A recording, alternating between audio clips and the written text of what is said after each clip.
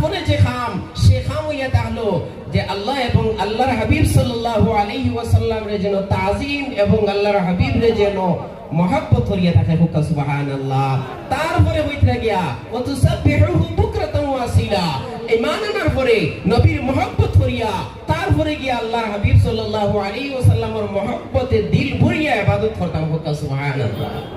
আমরা তো এমন যে আমরা হাবিব সাল্লাল্লাহু আলাইহি ওয়াসাল্লামের মহব্বত এমন ভাবে প্রকাশ করি যে मोहम्मद की मोहब्बत दीन हक की शत्र अव्वल है, अगर इसी में हो खामी सब कुछ नामुकम्मल है। আমরা তো এমন আশিক হল আমরা হই কি मोहम्मद से वफा तो तूने हम तेरे है, ये दोनों जहां चीज है क्या लौह कलम तेरे है। আমরা তো এমন আল্লাহর হাবিবের ইশক ও मोहब्बत করি। আমরার ইমাম আলা হযরত रहमतुल्लाह अलैहि फरमाई গেছেন वो जो ना थे तो कुछ ना था, वो जो ना हो कुछ ना हो। আমরা আকা আলা হযরত फरमाई গেছেন जमीन व जमा तुम्हारे लिए, मकीन व मका तुम्हारे लिए, हम आए यहाँ तुम्हारे लिए, या रसूल अल्लाह यहाँ से उठे भी वहाँ तुम्हारे लिए। हम तो আল্লাহর হাবিবের এইভাবে मोहब्बत করি। আমরা তো জানি আমরার নবী আমরার লাগি কতটুকু গুরুত্ব, আমার নবী আমরার জানোর সাথে কতটুকু গাতা, এখানে আমরা জানি। যারার কাছে নবী নাই দেখুন না, যদি আমরা নবী আমরার কাছে থাকতা না তাহলে আমরাও জানি না কয়জন আল্লাহর ইবাদত করলাম মনে হয়। যদি আমরা নবী আমরা পাইতাম না তাহলে জানি না আমরা বছরে কয়জন আল্লাহর ইবাদত করিয়া পড়াইতে পারলাম না। তার কারণে আমরা নবী আমরা পাইছি গতিকে আমরা বিভিন্ন আল্লাহর ইবাদত করতে লাগেন না, শুধুমাত্র এক আল্লাহ, যে আল্লাহ আমারে পয়দা করছেন, যে আল্লাহ আমারে জিন্দা রাখছেন, যে আল্লাহ আমারে আবার মারবা ও আল্লাহর ইবাদত করিয়া সেই নবীরে ভাইয়া আমরা দিল ভরিয়া তো ভাই লা মুহাম্মদ সাল্লাল্লাহু আলাইহি ওয়াসাল্লাম, ওইলা মুহাম্মদ সাল্লাল্লাহু আলাইহি ওয়াসাল্লাম। তার কারণে নিশ্চয় আল্লাহর হাবিবের মহব্বত ইশক অন্তরের মধ্যে আছে, নিশ্চয় আছে। কিন্তু রুল এবং রেগুলেশন এটা হলো ইন্নাল মুহিব্বা মাই ইউহিব্বু মুতিউন, যে যারে বালা পায় হে তারে ফলো করে, যে যার সাথে ইশক করে হে তার মাতো হুনে, যে যারে পছন্দ করে হে তার জিন্দেগি মোতাবিক চলাও পছন্দ করে। আপনি যদি আল্লাহর হাবিবের ইশকের দাবিদার হরেন, আপনি যদি আশিকে রাসূল দাবিদার হরেন, তাহলে আপনার নবী যা হইয়া গেছেন তাও আপনি করতে লাগবো, আপনার নবীরে আপনি ফলো করে যাইতে লাগবো। কারণ তুচ্ছ একটা মিশাল আপনারা দেই, আমরা বর্তমানে দেখো সুনাই রোডো কি মিকার চাবি বানানি হয়। আপনি প্রথমে একটা চাবি দেন দিয়া হইন বলে ও মাপর একটা চাবি আপনি আমার বানাই দিবা, তারপরে কালকে আপনি গেলা চাবিয়ালায় আপনারে চাবি তো দিল, কিন্তু আপনি যে মাপ দিছলা, যে চাবিরে কপি করার লাগি দিছলা, ই বেটা চাবিকে একটু বড় বানাই দিছইন, লম্বা বানাই দিছইন, আপনি এখন ইগু গসিত রানা আপনারে বেটা খর বলে আমার ইনো ম্যাটেরিয়াল বেশি লাগছে, আমার টাকাও বেশি লাগছে, সময়ও বেশি লাগছে, যেহেতু চাবিগু বড়ি বনি গেছে, বড় বনি গেছে, তুমি নেও গিয়া আমার এক্সট্রা টাকা যেগু খরচ হইছে এগু লাগতো না, আপনি চাবিগু আনবানি। আপনি কইবা যদিও তোমার ম্যাটেরিয়াল বেশি লাগি গেছে, যদিও তোমার সময় বেশি লাগ গেছে, কিন্তু এই চাবিগু আমার কোনো খামর নাই, কারণ আমি যে চাবি কপি করার লাগি তোমারে দিছলাম ও চাবির মতন চাবি বানাইছো না। তদ্রুপ ভাবে আপনি আর আমি এই দুনিয়ার মধ্যে তো আইছি, আমার আল্লাহ আমরা এই দুনিয়ার মধ্যে ফাটাইছেন, কিন্তু এই দুনিয়ার মধ্যে এইভাবে ঘোরাফেরা করার লাগি নিজের মতন ইবাদত করলে চলতো না, বরং আল্লাহ রাব্বুল আলামিনে আমরার মধ্যে আমরা নবীরে ফাটাইয়া কইছেন ওয়ালাকুম ফি রাসূলিল্লাহি উসওয়াতুন হাসানা। এ বান্দা হলে নিশ্চয় তোমরা জমিনে ইবাদত করতে চাইবা, আমার গোলামি করতে চাইবা, কিন্তু মন মোতাবিক গোলামি করলে চলতো না। আমার হাবিবরে তোমরা আইডিয়াল বানাইয়া, তোমরা কপি করনেওয়ালা বানাইয়া ফাটাইয়া আমার নবীরে যেইভাবে তোমরা ইবাদত করার লাগি হইয়া যায়, আমার নবীরে কপি করি করি ইবাদত করিয়া আইলে আমার কাছে গ্রহণযোগ্য হইব। হক সুবহানাল্লাহ। তাইলে চাবি যদি সে একটু লম্বা হয়ে যায় আপনি আনছেন না, কারণ আপনার আসল হইছে না, তাহলে দুনিয়ায় তো যদি সে আপনার হাবিবের মোতাবিক আমল করিয়া যায় না, তাহলে এই আমল আমার আল্লাহ কিয়ামতের দিন কবুল করতে নাই। এখন আইন না আল্লাহর হাবিবের জিকির করেন ইয়া রাসূলুল্লাহ, আপনার ইশক তো অন্তরে পুরা উজাগর আছে, আপনার ইশকের জজবা এমন আছে যে যদি ইয়া রাসূলুল্লাহ ডাক দেই গলা হয়তো ফাটি যাব, কিন্তু ইয়া রাসূলুল্লাহ আপনারা তো কপি করতে লাগবো, আপনারা নিশ্চয় মহব্বত করি, কিন্তু মহব্বত করিয়া কিতা কিতা করা লাগবো। তখন আমার হাবিবে তো ফরমাই দিবা বলে জুরাইলাত কুররাতু আইনি ফিস সালাহ, ও আমার আশিক রে আমার তুই মহব্বত করস, ঠিক আছে, তুই যদি আমার মহব্বত করস তাহলে আমার কথা শুনতে লাগবো, আমি নবী হইয়া দিয়ার বলে আমার নবী মুহাম্মদ সাল্লাল্লাহু আলাইহি সাল্লামের চৌকর শান্তি হয়ে থাকলো গে নামাজ। হক সুবহানাল্লাহ। আমার নবী কইতরা বলে আমি নবীরে যদি খুশ করতে চাই, তাহলে আমার শান্তি যদি আমার শান্তি দিতে চাই, তাহলে তুই নমাজ পড়, কারণ এই নমাজই হইয়া তাহলে গিয়া আমার চৌকর ঠান্ডক, আমার চৌকর ঠান্ডক, আমার চৌকর শান্তি। তার কারণে যারা যারা আশিকে রাসূল দাবি করি তারা নিশ্চয় ফজরের নামাজও আইতে লাগবে না নিকন চাই জি। কারণ আপনি সারা জিন্দগি আল্লাহর হাবিবের আশিক দাবি করলা, আপনি ফজরের রক্ত বিছনা থেকে উঠিয়া মসজিদও আইতে পারলা না, আর আপনি আশিকে রাসূল দাবি করিয়া মনে করতানি খবর থেকে উঠিয়া জান্নাত যাইবা গিয়া জি জি না। জান্নাত এত সহজ নয়, এত কঠিন নয়। জান্নাত পাইতে হইলে নবীর দামন ধরতে লাগবো। আমার নবী ফরমাইন, তবিল হাদিস আছে, আল্লাহর হাবিবে ফরমাইন বলে মান তারাকা সালাতা মুতাআম্মিদান ফাকাদ কাফারা, যে জানি শুনি জানে ফজরের জামাত 4টার সময়, জানে ফজরের জামাত 4:30টার সময়, অ্যালার্ম লাগার 7টার সময়, জানেন ফজরের নামাজ ফরজ কিন্তু অ্যালার্ম লাগার 9টার সময়, আমার নবী ফরমাইন জানি শুনিয়া ফরজ ইবাদত নামাজ ছাড়ি দিল, হে যেন কুফরি কাম করলো, হোক না আউযুবিল্লাহ। আমার নবী ফরমাইছেন, ও উম্মতি রে, তুই সারা রাত আমার ইশকর জজবা জাহির করলে, সারা রাত আমার গুণগান গাইলে, কিন্তু তুই সকাল হইতে না হইতে সেলুনো গিয়া আমার খলিঞ্জার মধ্যে খুর চালাই দিলে। বলে ইয়া রাসূলুল্লাহ, আপনার খলিঞ্জার মধ্যে খুর চালানির মতলব বুঝলাম না। তখন আমার হাবিব সাল্লাল্লাহু আলাইহি ওয়াসাল্লামের উলামা ইকরামহর কিতাব পড়ো না, আল্লাহর হাবিবে হাদিসে ফরমাই গেছেন, বলে যে বন্দায় আমার আল্লাহ রাব্বুল আলামিন তার চেহারার সৌন্দর্য মোতাবেক যে দাড়ি শরীফ দিছলা, এই দাড়ি উঠার পরে যখন ক্লিন শেভ করিলায়, যখন এই দাড়ির মধ্যে খুর লাগায়, তখন এই উম্মতি আমি মুহাম্মদের অন্তরের মধ্যে খুর চালাইলে হোক না আউযুবিল্লাহ। তাহলে আল্লাহর হাবিবর ইশকর দাবিদার সারা রাত ইয়া রাসূলুল্লাহ গুণগান হইলা, সকালে উঠিয়া সেলুনো গিয়া আল্লাহর হাবিবর সিনার মধ্যে খুর লাগাইতে আপনার একমাত্র ডর লাগলো না? এটা কি ইশকে রাসূল? এটা কি ইশকে রাসূল?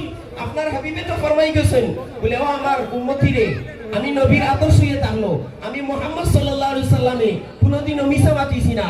আমি মুহাম্মদ সাল্লাল্লাহু আলাইহি সাল্লাম হাসা মাতাত এমন মশহুর আসলাম যে বড় বড় জমানার বেদিন হলেও আমারে আমিন লকব দিছেন, আমারে ইমানদার লকব দিছেন। আমার নবী তো ফরমাইন, বলে ও আমার পাগল দে, আমি মুহাম্মদে জিন্দেগি মুখ থেকে গালিবা করছি না, আমি মুহাম্মদে জিন্দেগি মানুষে কষ্ট দিছি না, আমি মুহাম্মদে জিন্দেগি আমার মুরব্বী হলের বেয়াদবি করছি না, আমি মুহাম্মদের সমস্ত জওয়ানি গেছে গিয়া একটা জওয়ানির একটা মুহূর্তের মধ্যে গুনার মধ্যে লিপ্ত হইছে না। আজ আপনি আমি নজওয়ান, আজকে আপনার আমার হাতের মধ্যে হয়তো মোবাইল আছে, আপনি এই মোবাইল দিয়া আল্লাহর হাবিবর না তো শুনেন, কিন্তু রাত যখন বিছানার মধ্যে যাই, যে মোবাইলের স্পিকার দিয়া আল্লাহর নবীর নাক বাইর হইল, যে মোবাইলের স্পিকার দিয়া বড় বড় আলিম ওয়ালার বয়ান বাইর হইল, তুমি কি মুসলমান কি আশিকে রাসূল সেই মোবাইলের স্পিকার দিয়া বাদ এমন এমন গান বাজাইতায়, যে গান যদি সেগুলো মানুষে বিশ্বাস করিলায় তার ঈমান যাইব কি? আপনি জানেন না একটা গান, তুজমে রব দিখতা है यार मैं क्या करूं, এখানে জানেন না কিতা হইছে? তুজমে রব দিখতা है, একজন দুনিয়ার ইশক করনে वाला है, তার mohabbat যারা করে তারে সম্বোধন করিয়া কর, বলে ও আমার আশিক, তোমার মধ্যে আমার আল্লাহ দেখা যায়, হোক না আউযুবিল্লাহ। এ মুসলমান, এই যে গান তুমি শুনিয়া ঘুমাইলা, তোমার কি ঈমান রইছে? তুমি কি বেঈমান হইয়া মারা যাও না? তার কারণে শুধু ইশকে রাসূল দাবি করলে হইতো না, আল্লাহর হাবিবর অনুসরণ করতে লাগবো। আমার নবী হাদিস তবিল ফরমাইয়া গেছেন, ও উম্মতি রে, এত নামাজের গুরুত্ব জানোস কেন? কারণ আমার হাবিবে ইরশাদ ফরমাইয়া গেছেন, যখন মানুষ বেনামাজি হয়ে যায় গিয়া, তখন আল্লাহ রাব্বুল আলামিন এই মানুষের 15 রকমের আযাব দেন। তার থেকে 6টা আযাব দুনিয়ার মধ্যে দেন, 3টা আযাব মরার সময় দেন, আরো 3টা আযাব কবর যাওয়ার পরে দেন, আরো 3টা আযাব খবর থেকে যখন উঠে তখন দেন। বলে ইয়া রাসূলুল্লাহ, দুনিয়ায় মানুষ থাকা অবস্থায় বেনামাজির কোন কোন আযাব? তখন আমার হাবিব সাল্লাল্লাহু আলাইহি ওয়াসাল্লামে ফরমাইন, যেমন মানুষ বেনামাজি হয়ে যাব, তখন চেহারার নূর, ইমানের নূর, চেহারার সৌন্দর্য, ইমানের রোশনি, কলবের রোশনি এই বেনামাজির চেহারার মধ্যে থেকে উঠি যাইব। হে যত সুন্দর হোক না কেন, যত তার রং ফর্সা হোক না কেন, তারে দেখতে ভালো লাগতো না, ইমানের অন্তরের রং তার চেহারা থেকে যাইব গিয়া। আমার নবী ফরমাইন, আর কি হইব? বলে এই বন্দা যখন মারা যাইব, তখন বেইজ্জত হইয়া জলিল হইয়া মারা যাইব, ইগু যখন মারা যাইব ভুকে হইয়া মারা যাইব, ইগু যখন মারা যাইব পিপাসা হইয়া মারা যাইব। এমন পিপাসা হইব দুনিয়ার সারা সাগরের পানিও যদি ইগুরে খাওয়ানি হয়, তাহলে তার পিপাসা সামর্থ্য নাই। আমার নবী ফরমাইন, বেনামাজি দুনিয়ার মধ্যে নামাজ না পড়িয়া যখন কবরে যাইব, তখন কবরে এমন ভাবে সিফা দিব, এক বাজুর হাড্ডি আর এক বাজুর মধ্যে লাগি দিব।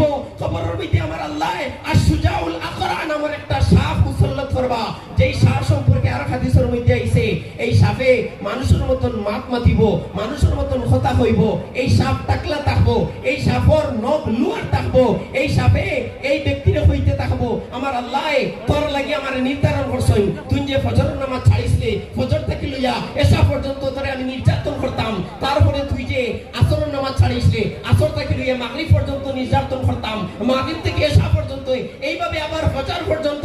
হাদিসের মধ্যে আয় এই সাপে যখন এই বান্দা বেনামাজিরে মারবো, যখন এই সাপে খাবড় দিব, তখন এই বেনামাজি বান্দা 70 গজ মাটির নিচে যাইব গিয়া, তখন এই সুজাউল আকরা নামের সাপ তার লোহার নখ দিয়া আবার এই বান্দারে উঠাইবো, আবার এইভাবে দিব। ভাই মুসলমান, এখন হুশ কইলাও, যে করে বেনামাজি ইগর বরকত নাই, যে করে বেনামাজি ইগর লড়াই ছড়ে না, যে করে বেনামাজি ইগর হরুতা নামাজি হইতা নাই, যে করে বেনামাজি ইগর আলিম জনম লইতা নাই, যে করে বেনামাজি ইগর ইমানের নূর পাওয়া যাইত নাই, যে করে বেনামাজি ইগুলো যদিও বাহ্যিক ভাবে মুসলমান হই, হকিকতে তারা মুসলমান হইতে পারেন না। কারণ আমার নবী ফরমাইন, জানি শুনিয়া যে নামাজ ছাড়লো হে কুফরি কাম করলো, হতো না আউযুবিল্লাহ।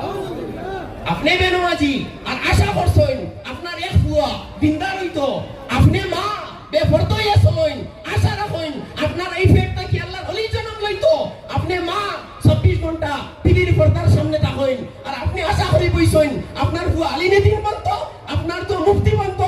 ইট ইজ নট পসিবল। আলিমর মাওয়া এত সহজ নাই, দিনদার সন্তানের মাওয়া এত সহজ নাই, দিনদার সন্তানের নানিওয়া এত সহজ নাই। যখন আপনার পরিবার পর্দাশীল হইব, যখন আপনার ঘর নামাজি হইব, তখন গিয়ে আলিমে দিন জন্ম লইব। নতুবা আলিমে দিন কিতা, আলিমে দিনের কোনো মহব্বতী মানুষও আপনার ঘরে জন্ম হইতো নাই, সবগুলো জন্ম হইব বেয়াদবে আলিম। আলিম আপনার সানো বেয়াদবি করবা, ওলি আল্লাহ সানোর মধ্যে বেয়াদবি করবা, সারাদিন বড় বড় নাফরমান হইবা। যে কি আলিম হলরে বেয়াদবি করতে পারবো, ওলি আল্লাহ হলরে বেয়াদবি করতে পারবো, তুমি মার বাপর কি আদব করবো? তুমি আর মা বাপরে তুই ছাড়া কিছু মাতিত নাই। তার কারণে হুশ করেন, এখনো নামাজি হই যাইন। যদি ফুয়ারে নামাজি বানাইতে চাইন, যদি ফুড়ি নামাজি বলতে চায়, তাহলে আপনি নিজে নামাজি বনেন। কারণ আপনি যদি সারাদিন সিগারেট টানি টানি মুখো সিগারেট টানিতরা, আর ফুয়ারে যদি কইন বাবা সিগারেট খাইস না ক্যান্সার হইব, আপনি মুখো সিগারেট আর ফুয়ারে কইতে ইতা খাইস না, ইতা মানু মারিলাই, আরে বাবা তুমি বুকামি ফটায়, তোমার মুখো সিগারেট টানিতরা আর ফুয়ারে কইতে সিগারেট টানিস না, ইলে নাই। কারণ আপনি আয়নার সামনে দাঁড়াইয়া যদি সয় আয়নার ভিতরে আপনার আয়না ওখানে যদি আপনার চেহারা সাফ করতে থাকেন, আপনি যে আয়নার সামনে দাঁড়াইছেন আর আপনার আয়নার ভিতরে যে আপনি দেখরা, আর আপনার চেহারা যদি সয় আয়নার উপরে সাফ করেন, তখন আপনার চেহারা সাফ হইতো না, বরং আপনার ওই চেহারা যখন সাফ হইব তখন আয়নার চেহারাও সাফ হইব। তদ্রূপ ভাবে আপনি বাপ, আপনি অভিভাবক, আপনি ভাই, আপনি বড় ভাই, আপনি মা, আপনার সন্তান তখন পরিষ্কার হইব, আপনার আওলাদ তখন দিনদার হইব, আপনার আওলাদ তখন নামাজি হইব। যখন আপনার থেকে গুনার দাগ সরব, যখন আপনার চেহারার থেকে গুনার দাগ সরব, যখন আপনি নামাজি হইবা, তখন অটোমেটিকলি চেহারার ভিতরের মানুষ এইভাবে সাফ হয়ে যায়। আপনি নামাজি হইলে আপনার আওলাদ নামাজি হইব, আপনি দিনদার হইলে আপনার আওলাদ দিনদার হইব। আপনি মা যদি পর্দাশীন হইন, তাহলে আপনার ফুড়িও পর্দাশীন হইব। আপনি মা যদি বেগানা পুরুষ থেকে বাঁচিয়া থাকেন, আপনার ফুড়িও বেগানা পুরুষ থেকে বাঁচিয়া থাকবো। আপনি মা যদি বেগানা পুরুষের আওয়াজ থেকে বাঁচিয়া থাকেন, আপনার ফুড়িও বাঁচিয়া থাকবো। আপনি যেইভাবে ফ্রি চলবা, বর্তমানে যে ফিতনার জমানা আইছে, আপনি যদি মামা হরর লাগি মাথইন, আপনি যদি আপনার দেওরর লাগি মাথইন, আপনি যদি আপনার বেগানা কোনো গোষ্ঠীর বাইর লাগি মাথইন, তাহলে আপনার ফুড়িয়ে মনে করবো আমার মা যেহেতু মাতিয়া গেছেন একটু যাই যাচ্ছে, তখন তাই শুধু মাতিত না মার্কেট লইয়া যাইব। কারণ আপনি মা যদি অতখান করেন, ফুড়ি অতখান করবো। তার কারণে আমি রিকোয়েস্ট করবো, আল্লাহর ধোয়াই মুসলমানের ঘরে যদি ইসলাম বাতাইছে তাও, মুসলমানের ঘরে যদি শান্তি চাও, মুসলমানের ঘরে যদি ইসলামের নূর আনতে চাও, মুসলমানের ঘরে যদি কলবের মধ্যে ঈমানের খাবার আনতে চাও, তখন মুসলমান জানিয়ে রাখিও তোমার ঘর অশান্তির ঘর হইতে পারে না। তুমি মুসলমান যখন পাক্কা নামাজি হইবা, পাক্কা ইমানদার হইবা, যখন তোমার ইমানের জজবা আইব, তখন দুনিয়ার কোনো হুঙ্কারে তোমার আক্রমণ করতে পারতো না, দুনিয়ার কোনো বাদশায় তোমার ডরাইতে পারতো না। কারণ যখন তুমি নামাজি হইবা, তখন তুমি আল্লাহ ছাড়া দুনিয়ার কোনো রাজা বাদশায় ডরাইতে নাই। কারণ আমরা হিস্ট্রি পড়িলে পাওয়া যায়, আমরা তো মাত্র 313 জন আসলাম, 3000 টো হারাই আইছি। আমরা তো 1000 আসলাম, 1 লাখ হারাই আইছি। মুসলমান তখন কোনো হাতিয়ার আসলে না, একমাত্র হাতিয়ার আসলে ইমান। ইমানি পাওয়ার ফায়দা করো, দুনিয়ার সমস্ত বাতিল মানুষে তোমারে ডরাইবো ইনশাআল্লাহ। তার কারণে আমার টপিক মুসলমান ইমানদার হয়ে যাও, নামাজি হয়ে যাও, সবকিছু সংশোধন হইব। আল্লাহর হাবিবের ইশক মহব্বত তখন কবুল হইব যখন হাবিবরে অনুসরণ করবায়, আল্লাহর নবীরে ফলো করবায়, তখন গিয়ে কামিয়াব হইব। নতুবা আস্থা রাইট জাগ্রত করছো, এই জাগ্রত করার কোনো ফায়দা হতো না।